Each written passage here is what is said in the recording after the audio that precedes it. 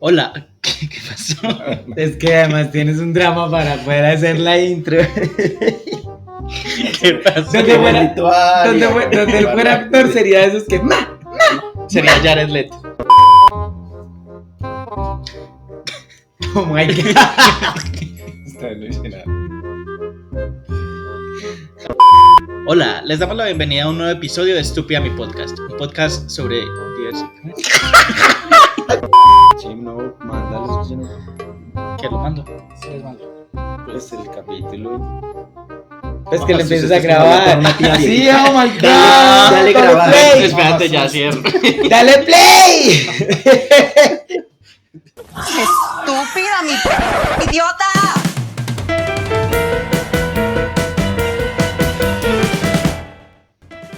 Hola, les damos la bienvenida a un nuevo episodio de Estúpida mi podcast, un podcast sobre diversidades sexuales y la cultura pop.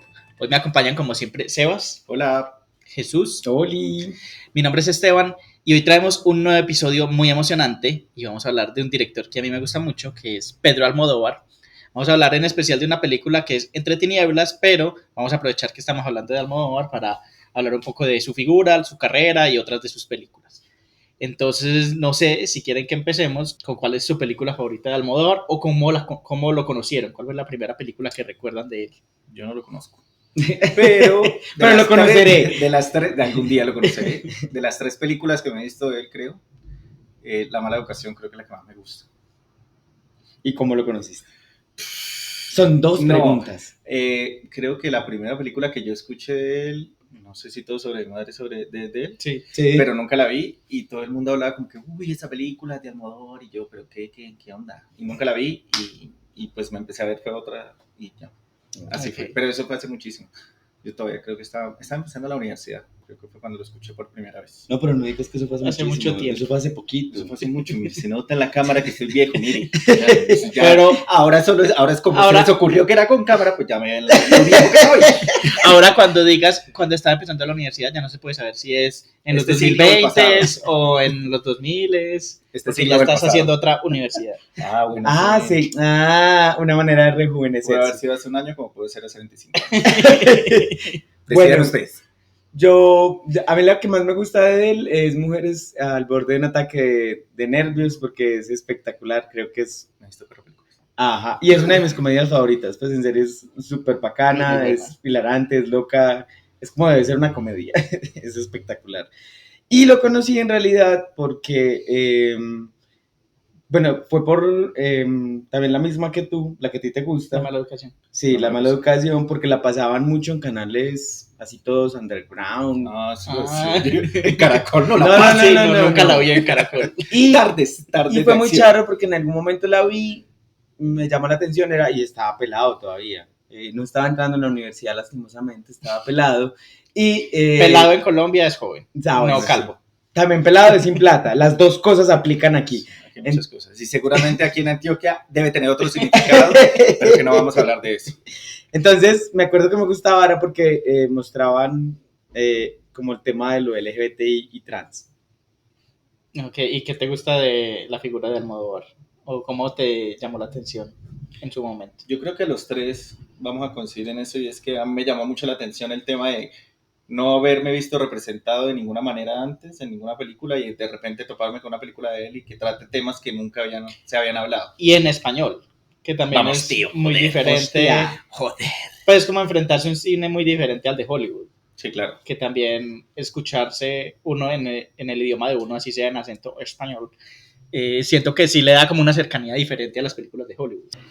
Hay algo que voy a hacer aquí un paréntesis, y es como generalmente los latinos le cogimos mucha versión al doblaje español. En este Pero- caso las películas no son dobladas, o bueno, sí, pero casi todos crecimos con doblaje español. ¿Quién no pirateaba películas? Y la mayoría que llegaban. Pero exacto, era porque, Porque tocaba. las piratas, o sea, uno las pirateaba o las compraba piratas y era con doblaje español y uno esperando el doblaje mexicano. Entonces era como expectativa de su realidad, como ¿qué mierda es esto? Entonces para mí en mi infancia el doblaje español de España era sinónimo de película pirata. Sí, Exacto. claro, todavía. O sea, uno se conectaba, bueno, voy a hablar porque ahora sí estoy viejo, lo voy a confirmar, me conectaba por mi internet telefónico a descargar alguna película, se demoraba como 10.000 años Ares. en bajar, en Ares, lo que venía como con 5.000 virus. Ajá. Mi mamá, yo ya sabía que mi mamá me iba a echar de la casa porque la cuenta del teléfono iba a llegar alta. Y yo esperanzado en ver alguna película de Hollywood cuando, vamos, tío, hostia, Bruce Willis haciendo yo como que no, esta mierda que... Bueno, Sí. cerrando el paréntesis, a mí me gusta, pues uno también por la representación de las personas del LGBTI, que ahorita vamos a ahondar un poquito en eso, pero por los colores. Hay algo en su estética que me parece como El muy Technicolor. intrigante, sí, y que es estéticamente muy linda, entonces me gusta mucho eso. Ok, bueno. Yo creo que los tres vamos a coincidir en eso. La primera que yo recuerdo, película que vi de Almodóvar, es La Mala Educación. Y también fue en esa época. No fue la primera que vi. Ah, sí, fue la primera que vi. Perdón. Entonces dijiste mentiras. ¿Estás bien? Lapsus.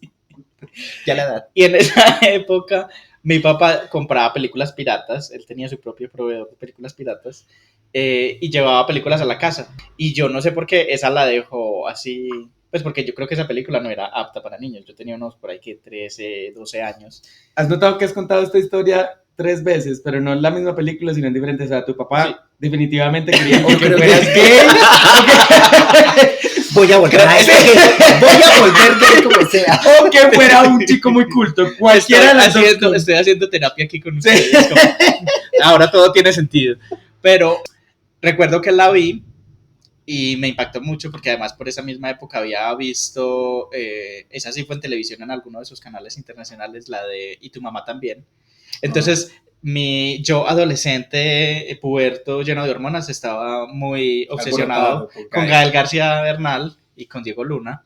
Y entonces dije, otra película con Gael García Bernal. Cuando veo la película, yo sí recuerdo mucho el argumento, era sobre unos hermanos, o sea, Gael García se hacía pasar por su hermano para engañar a un amigo de la infancia de él, que era un alter ego de Almodóvar, que era un director de cine, y rememoraban un montón de historias del colegio, tenía un padre abusador sexual, entonces trataba como temas de abuso sexual en los curas católicos. Entonces yo dije como, esto como que es raro y hace sentir cosas extrañas en mi cuerpo. Gael García generalmente lo hacía. Entonces sí, creo que ese fue mi primer acercamiento. Luego, pues yo ni siquiera sabía quién era Almodóvar, no sabía quién era el director. En esa época yo no le paraba bolas pues, a los nombres de los directores. Ya luego cuando me empecé a interesar como el cine, por ahí de 20 y pico años, empecé a ver cine español. Entonces veía mucho a Amenábar, otro tipo de directores, y surgió el tema el nombre de Almodóvar. Y fue ahí cuando vi que esta película que yo había visto en mi infancia era de este director y empecé a ver más. Y me llamó mucho la atención el estilo que él tenía y lo que tú decías, como este tipo de personajes femeninos que eran súper histriónicos, estrapóticos, que diríamos histéricas, pero que además las trataba como con una ternura y una comprensión. Los personajes gays, como también el morbo como de hacer cosas choqueantes. A él le gusta mucho hacer escenas y situaciones choqueantes, los colores también. Entonces siento como que eso es una fórmula que él supo manejar muy bien y que creo que es el que le ha dado el éxito. Entonces por eso me ha gustado mucho la obra de Almodóvar. No sé ustedes qué otras películas conocen de él o si tienen alguna otra favorita. No, pues de la que vamos a hablar hoy, de Entre Tinieblas, también. Es que creo que me gustan más sus comedias muy comedias. Sí, porque él tiene comedias y otros dramas muy dramas. Ajá. Y además él siempre es melodramático. Es súper. Madres Paralelas fue la otra que me vi. Ajá.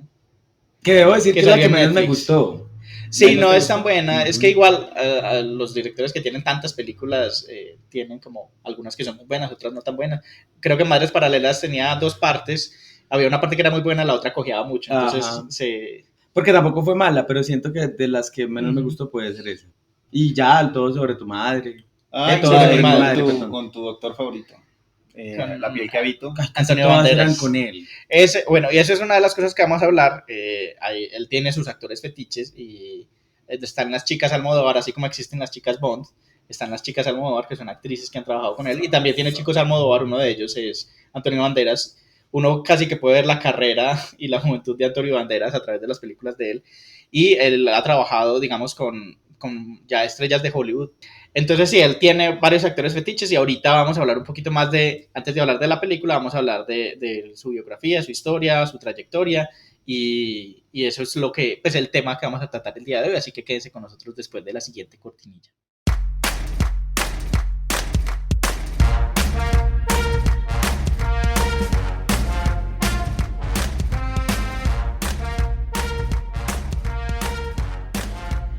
Listo, entonces, antes de empezar a hablar de Entre Tinieblas, que es la película que quisimos escoger para hoy, hablemos un poquito de Pedro Almodóvar, su biografía y por qué ha sido tan importante.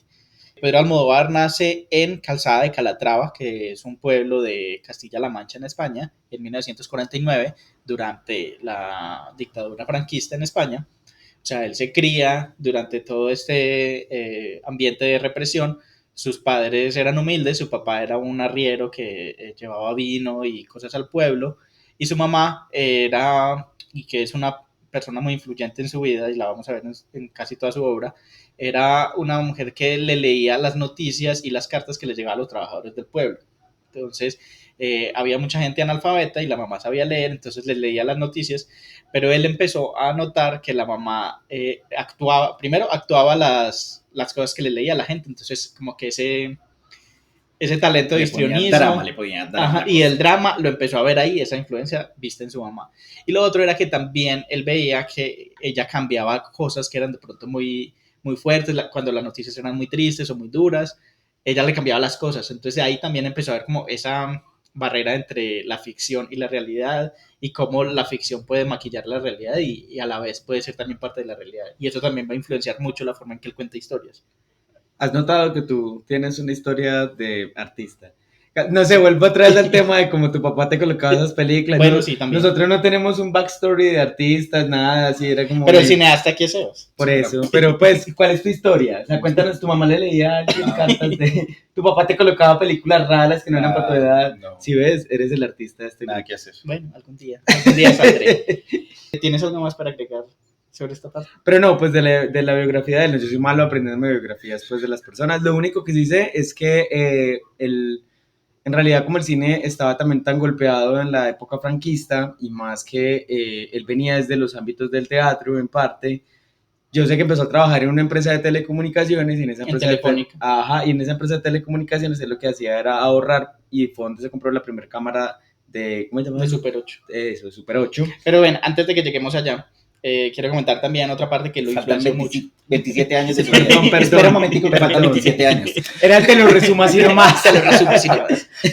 No, solamente un apartado pequeño, y es que los papás lo metieron a estudiar en un colegio de salesianos. Entonces, aquí viene la sí. otra parte muy influyente en su vida, que es la religión y el catolicismo. Aparte que estaban viviendo una dictadura cristofascista. Entonces, está también ese tema de la religión y las reflexiones sobre la religión en casi todas sus historias.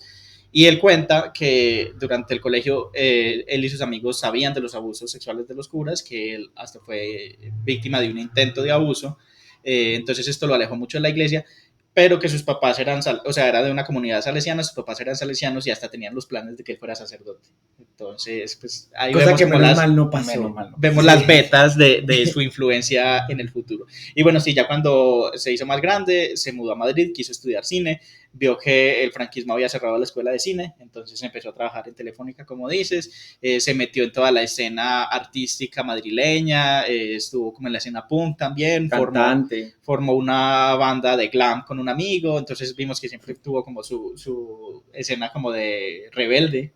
Y que el amigo ahora pues, hace un tiempo era franquista, además, pues, en ese tiempo... Eso sí no lo sabía. Sí, en ese tiempo, es muy charro, el que cantaba con él, no me acuerdo el nombre, ustedes saben que es malo para estas vainas, el que cantaba con él, que hacía Draca, además, en ese tiempo de revolución contra Franco, posterior a todo esto, el man después sale con una bandera de España, porque lo que pasa, el problema con los nacionalismos es eso, que vuelven y vuelven más fuertes.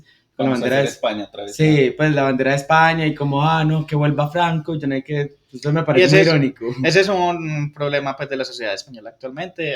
Están ahorita discutiendo el tema de memoria histórica y todo. Pues la transición española es un tema muy complejo porque ellos dicen pues, que el rey hizo que la transición fuera pacífica y democrática, pero obviamente hubo unos pactos de silencio entre las élites y no cambió mucho. Muchas de las estructuras de poder que venían del franquismo simplemente dijeron, ya estamos en democracia y ya no hay nada que hacer. Y no han habido pues como unos procesos de memoria histórica que precisamente en esta película de Madres Paralelas hay una de las subtramas que se trata de eso, de la memoria histórica de las víctimas del franquismo. Y bueno, este es un tema del que no vamos a hablar porque no somos expertos. Cultura política con Esteban. No, hay algo que sí me parece importante mencionar ahí y era, también él hacía o sea, no solo se dedicó al teatro, a la música y al cine, en parte haciendo primero cortometrajes, sino también hacía fotonovelas. Y justamente la primera película que sacó fue la adaptación de una fotonovela que él hizo, que era, no me acuerdo cómo se llama esa película. El primer cortometraje se llama Salomé, es de 1978 y es basada en una obra de Oscar Wilde. Oscar Wilde, marica, ya ven. Pero la primera peli, no me acuerdo cómo se llama. La primera película, el primer largometraje es Pepi, Lucy Bomb y las chicas del monte. Eso, y que eso es basado en una fotonovela de él, que además es muy teso, porque él recolectó dinero para hacerla, pues le financiaron el dinero para hacerla. Con amigos. Y no alcanzó, ¿cierto? Y no lo logró. Suele pasar. Sí, pues eso suele pasar. Y cuando estaba terminando le faltaban, apenas tenía 50 minutos y le faltaba tiempo para que fuera a considerar largometraje. Ajá. Y que era muy teso porque la peli era una de las que primero exploraba todos esos temas de... Hasta hay una escena donde una vieja le mea la cara a otra. O sea, exploraba... Lluvia cosas... dorada en el cine. Sí, no. Esta película fue en el 80, creo. O sea, la transición del franquismo a la democracia española es en el 75. Entonces, digamos, en estos momentos España estaba pasando por un montón de procesos sociales muy complejos que se llaman en la cultura popular el destape, que es como cuando se levanta la censura de un montón de cosas, llegan cosas que estaban censuradas durante muchos años, los jóvenes están queriendo hacer revoluciones, experimentar, y de ahí surge pues también como el cine de Almodóvar de esta primera etapa. Y Pepi, Lucy Bomb y las chicas del montón, sí, como tú dices, es basada en una fotonovela que él hacía como cómics con historias originales. Y esta primera película, ya vemos una de sus primeras chicas Almodóvar con la que ha trabajado mucho, que es Carmen Maura, que también está presente en la película de Entre Tinieblas, de la que vamos a hablar ahorita. En casi todas. Sí, ella ha estado en muchas de sus películas. Y bueno, ya que hablamos de las chicas Almodóvar, hablemos como de quiénes han sido y por qué son importantes los personajes femeninos en Almodóvar. Yo aquí anoté algunas de las chicas Almodóvar más importantes. La primera es Carmen Maura, hasta Chuslan Preave, que también está en esta película, y es esta señora, es la que escribe, la monja que escribe, y está en casi todas sus películas. Siempre son personajes secundarios muy chistosos, y también uno puede ver la carrera de esta señora en todas sus películas. Está Lola Dueñas, Marisa Paredes, Rosy de Palma, que es una de mis actrices favoritas. Está Penélope Cruz, que ha sido como una de sus últimas musas, incluso en Dolor y Gloria, que para mí es su mejor película, hace de su madre joven. Y también está la madre superiora de esta película, que se llama Julieta Serrano, también hace su madre ya en la etapa adulta en Dolor y Gloria. Entonces vemos que siempre están interconectadas las películas con sus actrices. Y Tilda Swinton, hasta Tilda Swinton es una chica Almodóvar, porque su primer cortometraje en inglés fue con ella. La voz humana, del año pasado o este año, no recuerdo. Del año pasado. Que es un poema de Jean Cocteau, lo hizo con Tilda Swinton. Y pues es muy importante como las figuras femeninas en él. ¿A ustedes qué les gusta de los personajes femeninos que él construye? No sé, pues me parece que siempre son empoderadas y siempre pues claramente resaltan sobre cualquier personaje masculino. Creo que eso es como lo que más llama la atención de las pocas películas que he visto de él. A mí algo que me gusta es que creo que él tenía algo, y es mostrar, no son juzgados. O sea, él no juzga a sus personajes. Creo que pasa mucho con el cine norteamericano, con su moralismo.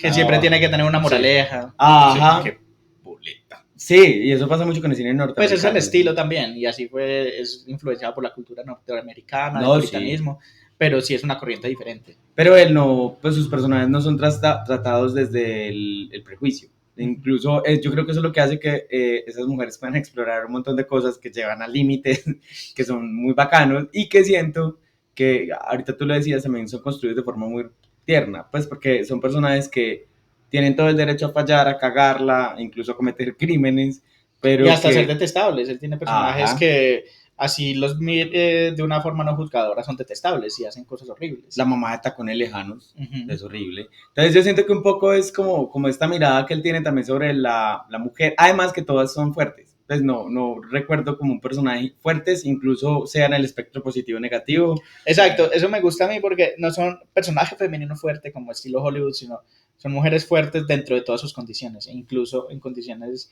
de abuso o de no estar en una película donde, ay, soy la mujer fuerte y tengo que llevar todo sobre mis hombros, sino que aún personajes que son inferiores o en situaciones que no son pues las mejores, muestran una humanidad muy resiliente. Sí, además que yo siento que también me gusta eso de que explore lo neurótico. Es que yo creo que lo neurótico ha sido súper utilizado contra las mujeres a lo largo de los años para decir que las mujeres son súper neuróticas cuando les llega el periodo. Y el rollo es que lo que hace es subvertir la neurosis y mostrarla como no solo una faceta divertida, porque lo es en las pelis. Como un poder. Ajá, entonces siento que la neurosis es como de mis cosas favoritas que él construye a la mayoría de sus personajes, que en cualquier momento están normales y se chiflan por un momento y vuelven otra vez a estar normales. Entonces, como en Mujeres al borde de un ataque nervioso. Sí. Ajá. Todos los personajes ahí son súper neuróticos. Pero Voy a ir a pues, quemar el colchón. Sí. Yo no, ok. Voy a dañar el teléfono. Además, eso es otra cosa, los teléfonos en las películas de él aparecen todo el tiempo, bueno, al menos en las primeras, antes de los celulares. Y yo recuerdo que siempre eran como, los teléfonos eran un problema, pues era como, las llamadas no resultaban en nada, era como si incomunicaran a los seres en vez de comunicarlos. Me acuerdo en esta de Mujeres al ataque de nervios, cuando ella la llaman, es como, ¡ah! Ella ya hay un momento donde se chifla, entonces siento que también tiene como sus propios simbolismos, que algunos los ha dejado obviamente por el cambio de tiempo, pero que muestra ahí. No tiene nada que ver con las mujeres, sino que me acordé por relación con lo del tema de la neurosis, y me parece muy divertida. Y a mí otra cosa muy importante que me gusta de él es las mujeres de él son súper diversas, hasta travestis, hasta trans. Empezó a hablar del travestismo en España desde mucho antes que muchas personas empezaran a hablar del tema. Fue muy criticado por eso, generaba muchos odios, muchas críticas, decían que lo hacía porque sí o por generar escándalo, y bueno, bien o no, le funcionó. Ha tenido pues uno de los... No ha cambiado mucho eso, sí. Sí. Ha tenido uno de los personajes travestis más icónicos, como Miguel Bosé en Tacones Lejanos o Gael García Bernal justamente en La Maleducación. Entonces, y también es como estos personajes en los que la feminidad no simplemente se da por el sexo femenino, sino por la feminidad que tenemos todos.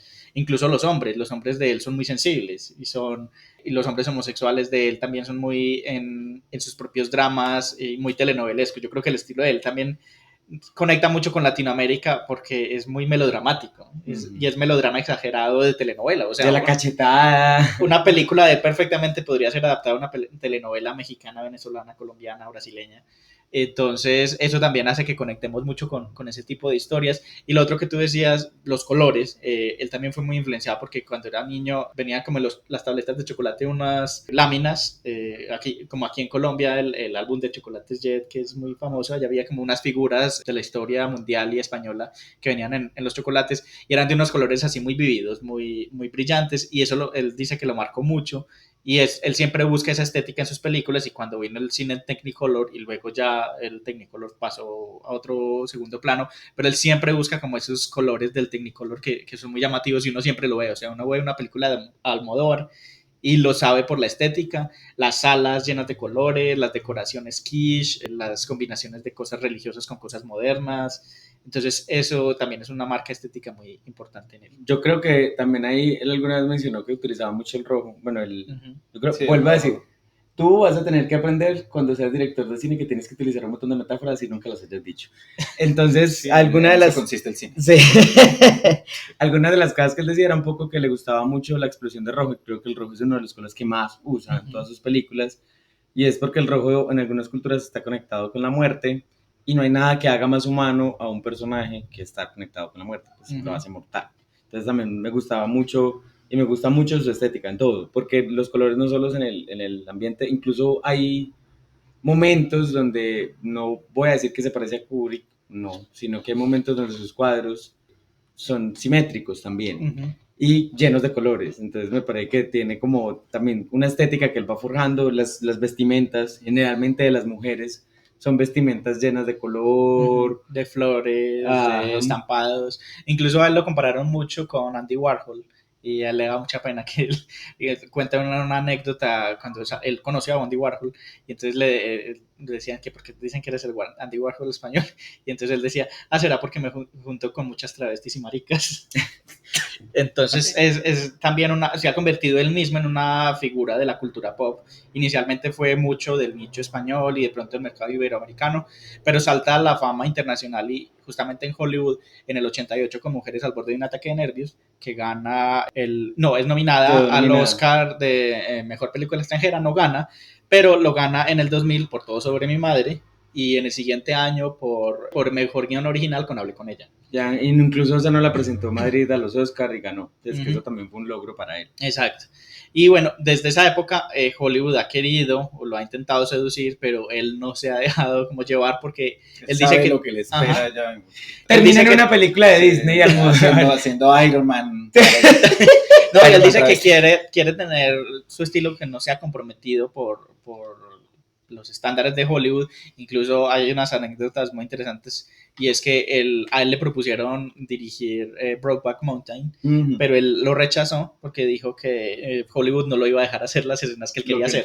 Sí, claro. Pero, Hubiera sido mejor, pero Hubiera Black sido. Mountain, sí. pero el próximo año, en 2023, este año, ya estamos en 2023, ¿verdad? ¿Verdad? ¡Uy! Estamos en Uno dos- dura como 2 meses Sí. diciendo.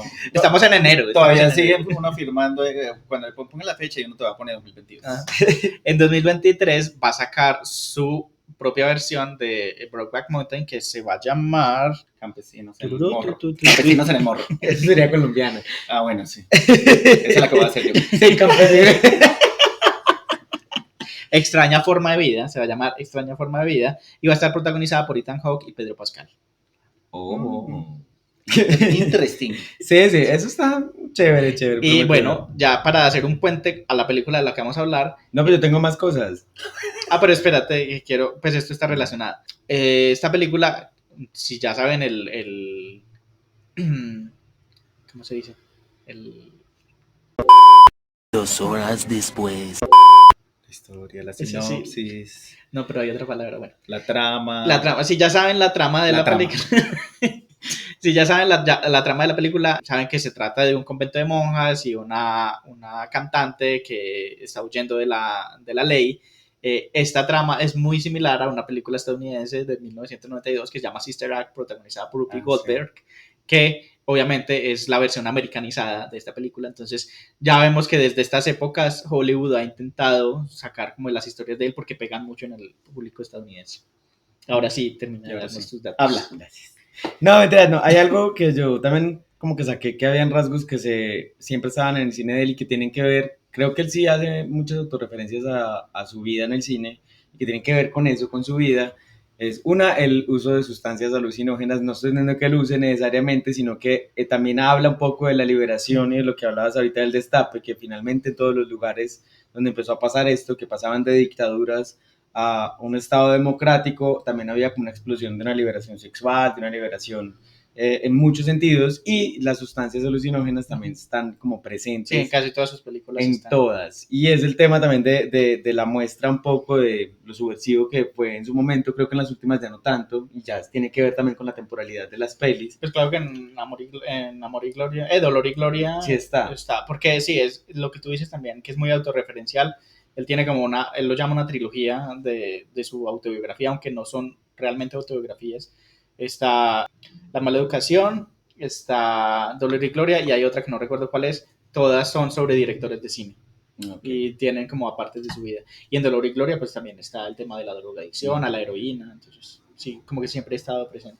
Hay otra que yo no sé por qué no salió en la conversación, era el de la figura de la madre. Uh-huh. Creo que esa es una de las más importantes, pues porque muchas de sus películas hay una figura, pues uno está la representación femenina, pero también la representación femenina como madre, siendo buenas o malas madres, que eso es lo bacán un poco también de su cine, que no escatima, vuelvo a decir, en juicios morales, diciendo como estas malas, estas buenas, sino como hay diferentes formas de maternidades y una de ellas puede ser buena, una de ellas puede ser mala, no importa, eso queda al ojo del espectador, que es lo que me parece más bacano. Entonces la figura de la madre está también como un poco... siempre en las películas, no en todas, pero sí está muy puesto allí. Y yo creo que ahorita hablábamos un poco de los colores ácidos y lo que hablamos del color rojo, y hay un último que creo que es muy visible también en muchas de sus películas, y es el tema del viaje de la, voy a llamarlo veredas, no sé cómo lo llaman en España. ¿De la qué? Veredas, pueblos, ¿cómo lo llaman allá? Sí, pueblos. Los pueblos. De los pueblos a la gran ciudad, y hay otro que es de la gran ciudad a los pueblos.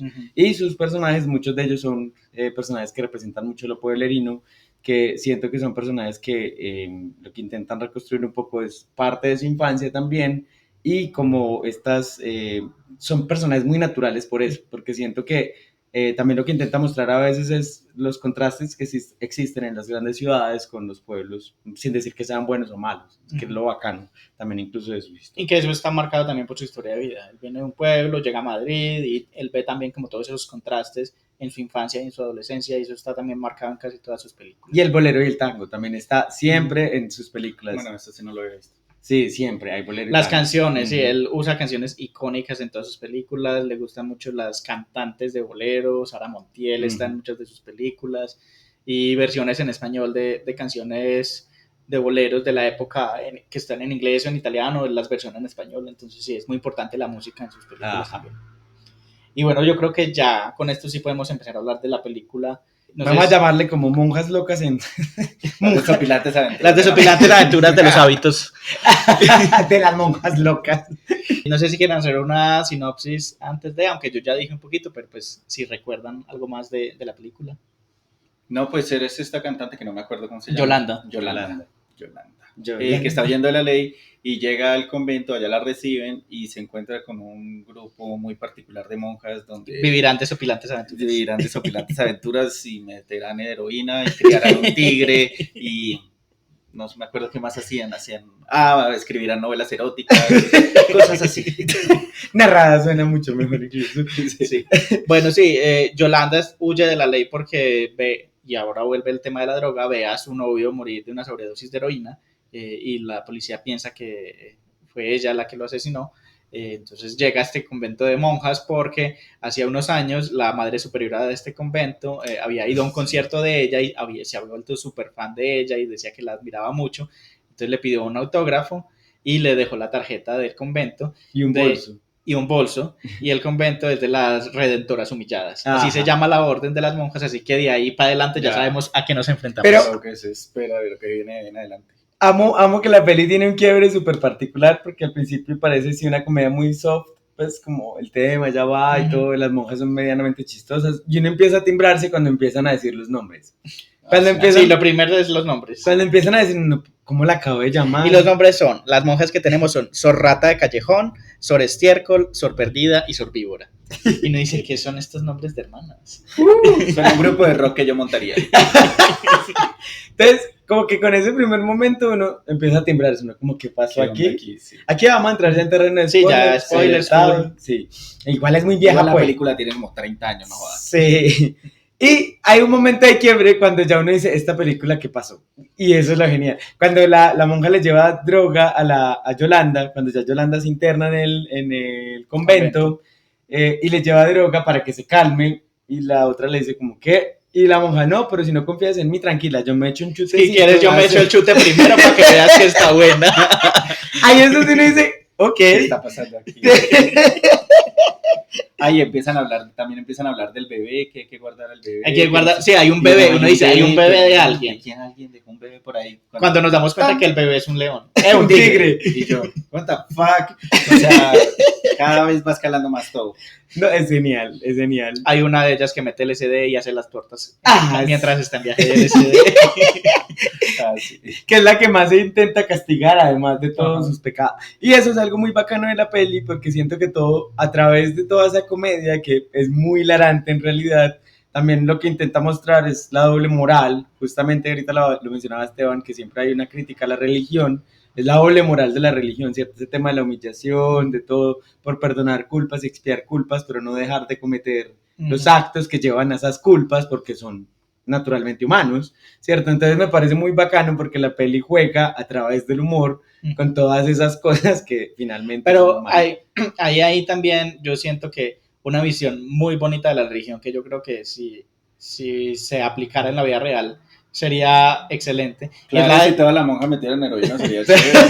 No, más allá de eso, es la visión de la madre superiora, que ella le encantaba cuando el convento estaba llena de prostitutas, maleantes, asesinas, porque decía, Jesús murió por ellas, Jesús murió por estas mujeres pecadoras para que pudieran encontrar un camino de la salvación. Y esa madre superiora era siempre la que buscaba, decía, no, es que yo quiero que este convento esté lleno de asesinas, de prostitutas, de maleantes.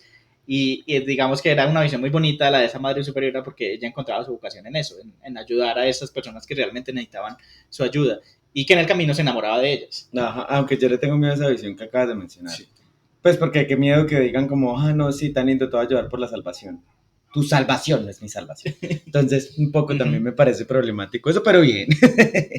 Hay algo también, antes de que pasemos como a los análisis más profundos, que es genial, por cierto, hay una de las monjas, que de ella no hemos hablado casi, y es la más linda además, que viste las vírgenes como si fueran drags. O sea, esa parte fue espectacular. Y que porque, además, esa sí es una visión que me parece genial pues, de la religión. Drag, sí. Que era porque como a la virgen hay que ponerla de moda. Entonces, aquí está su ropa de otoño, sí, aquí está su ropa de invierno. Colección de otoño, invierno, no sé qué. Ahí la virgen ahí con un super vestido. Y son unas virgen super drag.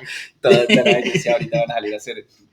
O sea, yo amaría ver una virgen así en una iglesia. Ahí sí entraría. Una procesión así con la virgen. Que es súper cool. Si en estos días estuvimos en Santa Fe y vimos a una virgen con pelo, que nunca hemos visto una virgen con pelo. Con pelo. Pues sin el pelo. Ajá. No, pues eso fue muy raro. es calva. Yo no sabía. Debe parecer un estúpido. Sí. ¿Por qué nadie me lo dijo?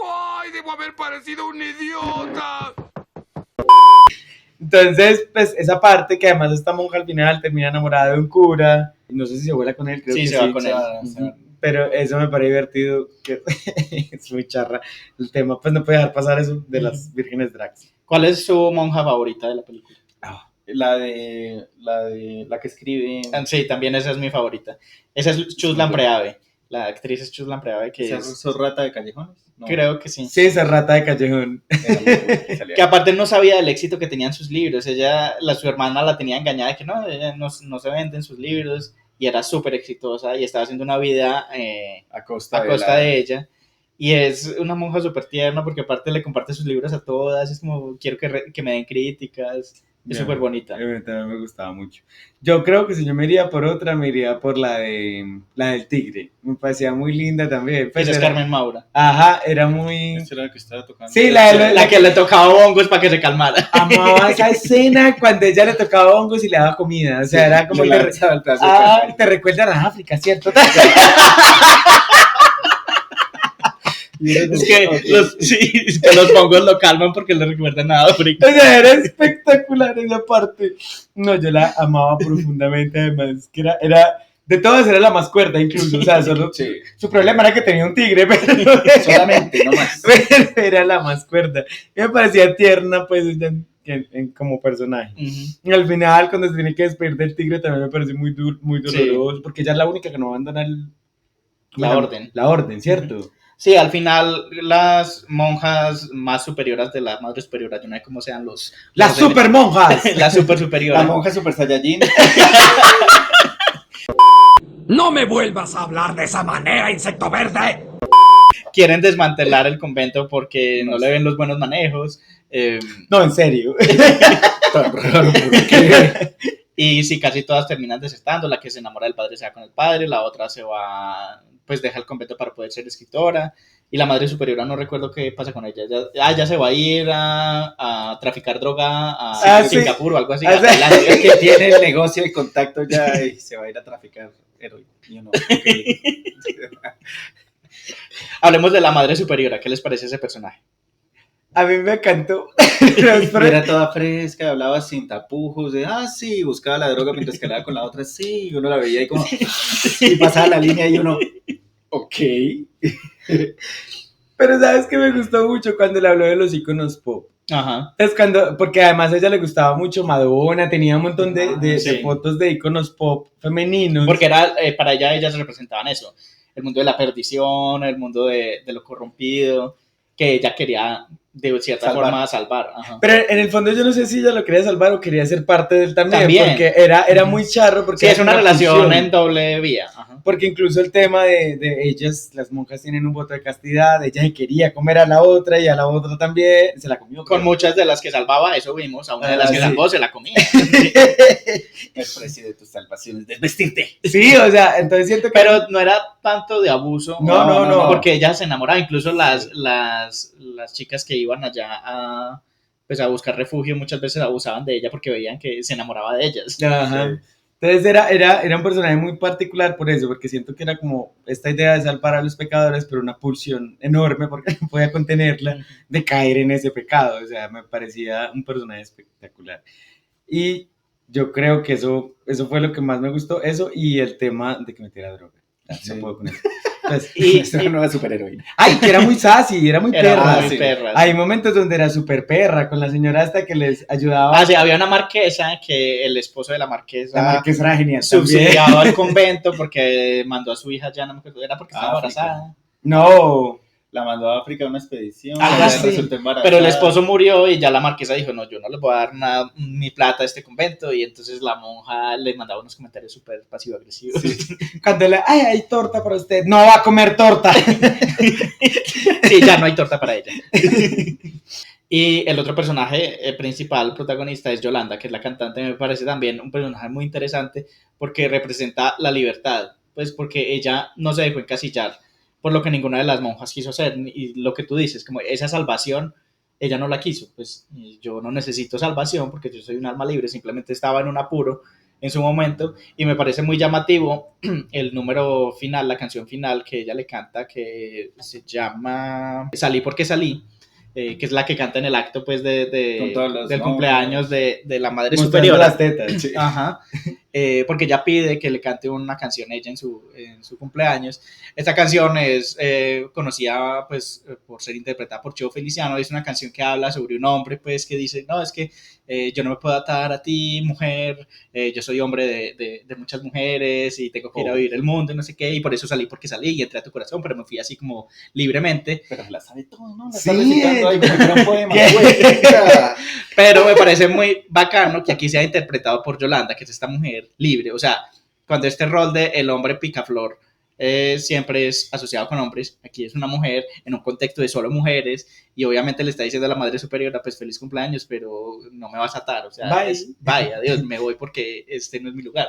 Me parece muy bacana también esa relación entre ellas dos. Yo quiero que hablemos de la monja que metía LSD.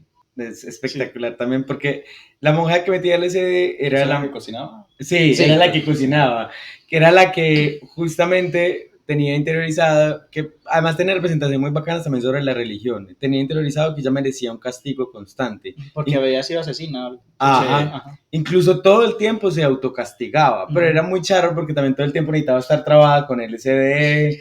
Y eran las escenas donde ponían el filtro de colores y ella haciendo las cosas de la cocina, era muy chistoso.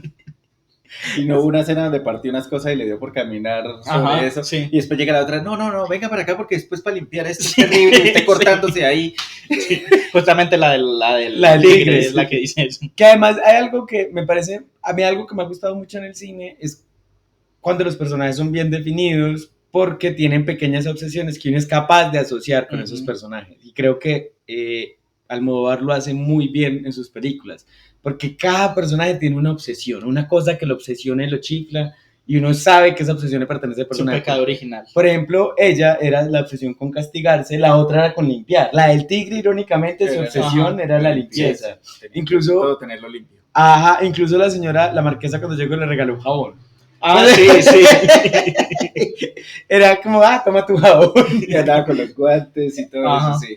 Entonces, miren que cada personaje, y eso lo vamos a ver repetidamente en el cine, también en Mujeres al borde de un ataque de nervios, cada una tenía una obsesión, la otra como que la estaban persiguiendo, era la policía, la amiga de ella, Ajá.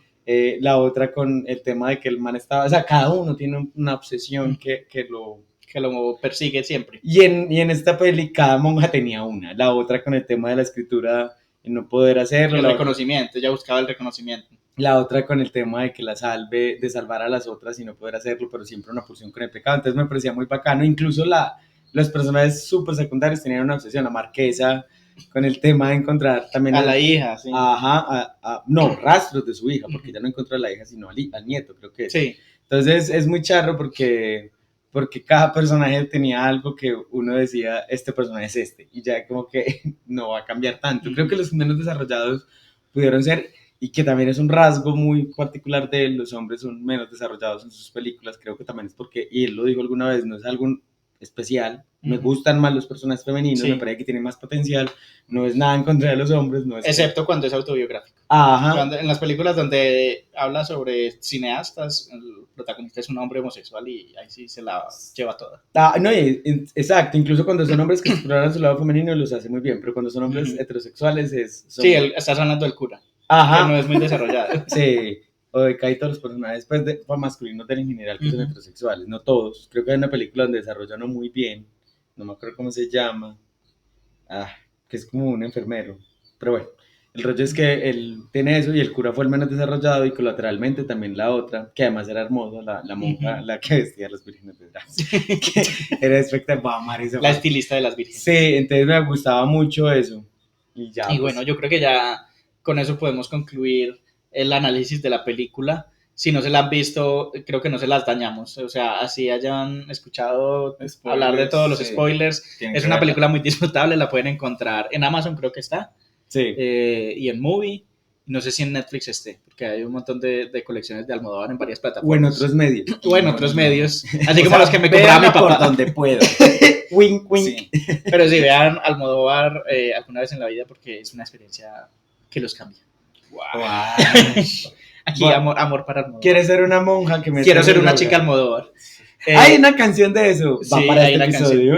No, y antes de pasar a las conclusiones, sí les quiero recomendar también unos videos que no sé si tú también viste los mismos, que vimos para preparar el episodio, que son complementarios pues para esto. Hay un video de Natalia Maldini, que es una youtuber argentina, que hizo sobre una tesis sobre Almodóvar, que habla sobre toda su historia, su trayectoria, los personajes femeninos, es muy bueno, véanlo. Y también está el de Sep Films, que habla sobre la biografía de Almodóvar. Sí. Y bueno, ya con esto sí nos vamos a hablar de algunas conclusiones.